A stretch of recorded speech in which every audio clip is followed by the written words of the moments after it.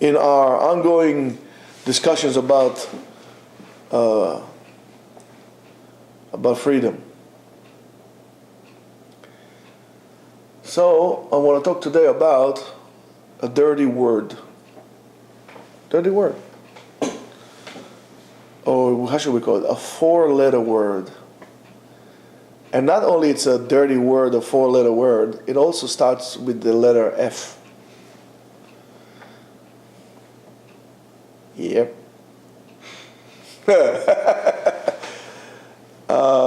And it's a very dirty word. Everybody fantasizes on it. Everybody talks on it. It's quite dirty. The word is free. It's not the other F word.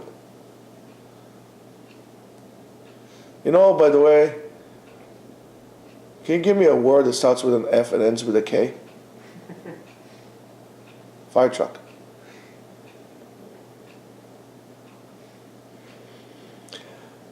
Why is it a dirty word? Because everybody says, yes, freedom, freedom, freedom, freedom. But we don't do anything for it.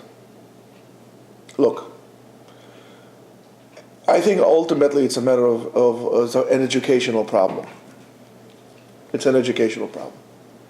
We don't teach our children to be free. Why is that? Why do I dare to say so? Because I feel like saying it. I don't have to give a cheshbon to anyone.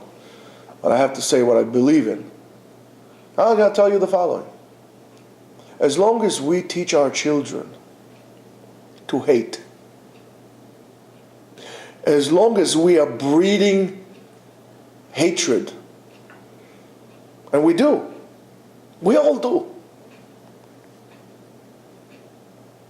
our kids are going to be enslaved.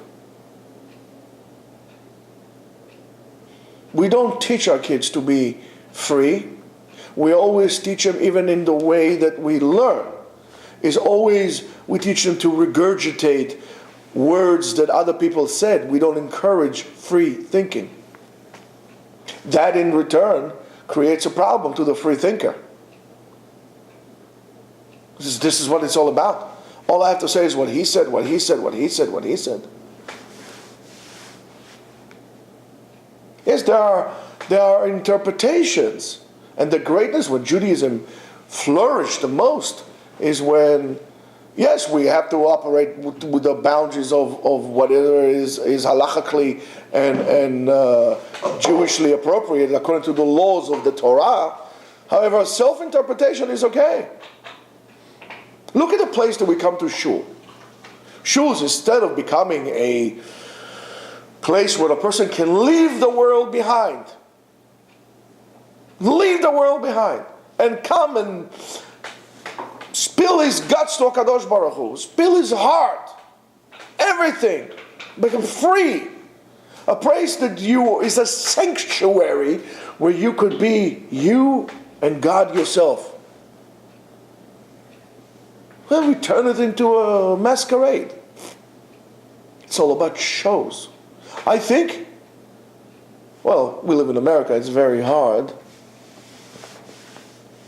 But imagine we're able to create, instead of creating a building, we'll create a tent. A shul that is a tent. Where you can come as you are. Yes, of course, we have to have men and separate from women.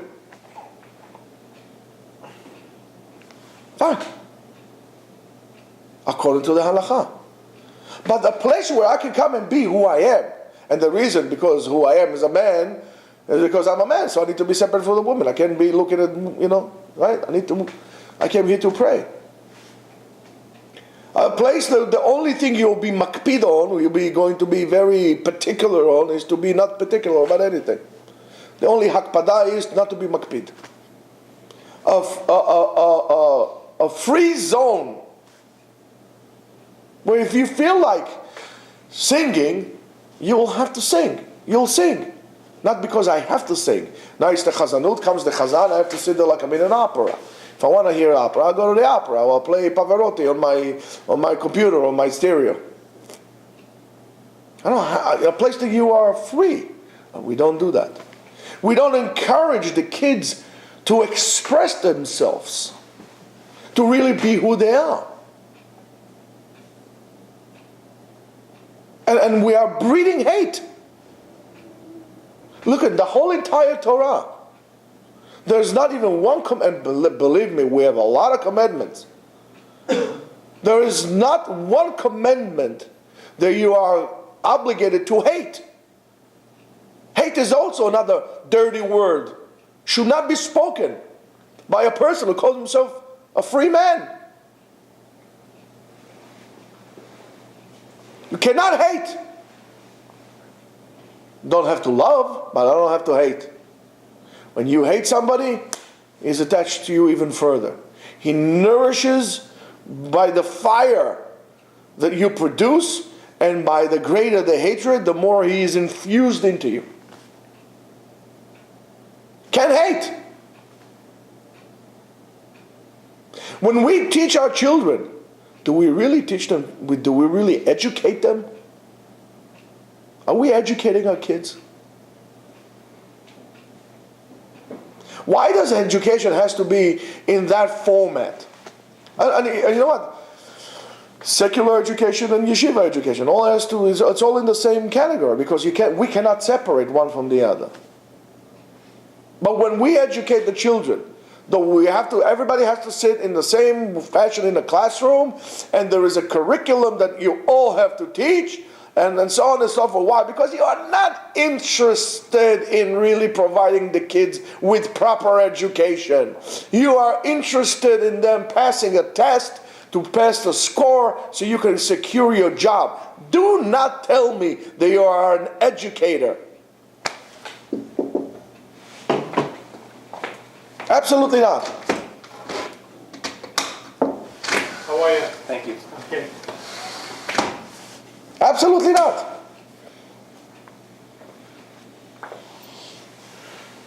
That's why secular education stinks. And sometimes our education, Jewish education, stinks as well. Medical education stinks. Medical education by all means stinks. Would they allow you to be a free thinker in the medical field without saying your name? We don't say your name now. What will happen to you if you will be a thinker in the education, in the medical field? Will you ever get any residency? Would you be able to become a chief resident? No, we need you to be a chief robot. We're breeding robots. We don't want you to think. We'll think for you. Because we know what's better than you.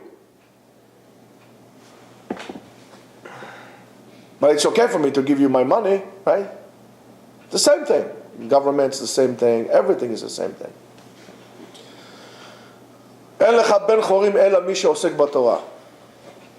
Why is the learning of the Torah an expression of freedom?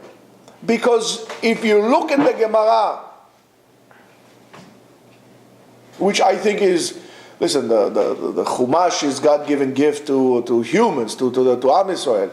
But really, the core of Am Yisrael is the Torah Shebe'al Peh. Without the Torah Shebe'al Peh, Torah Shebichtav is completely distorted. We don't understand anything.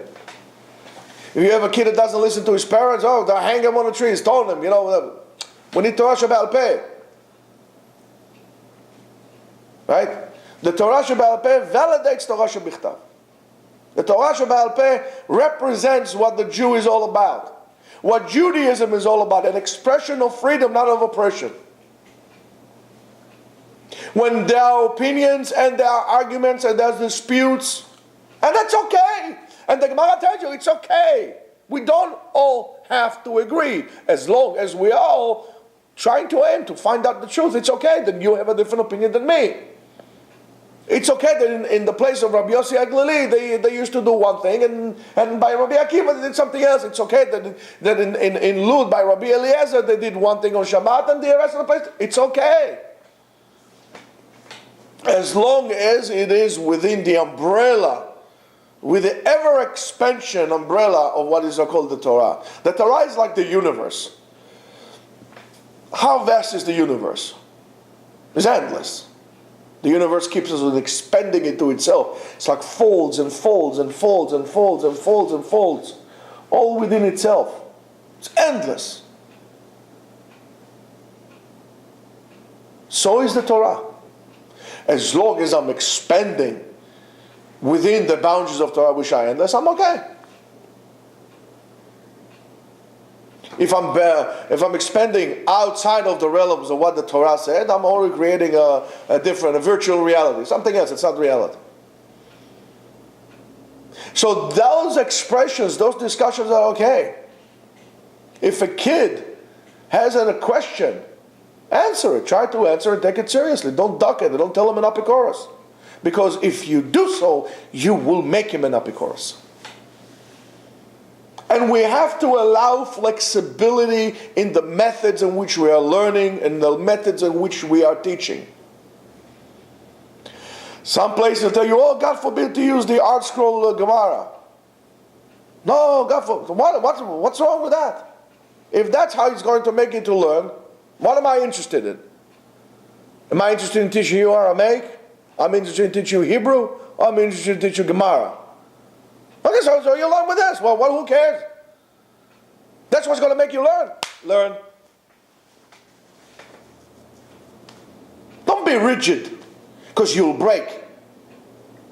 If you be hard, you'll break. You need to combine hard and soft. When things are hard, you'll become soft. When things are soft, you need to become hard. Why? To create harmony.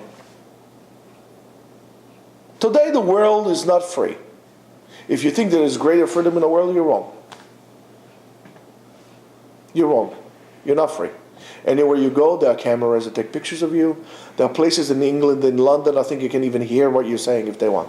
They can hear every telephone call is made all over the world. No, everybody knows where you are. If, for example, you want to know where I am right now, they can go into my telephone and know exactly, more or less, where I am.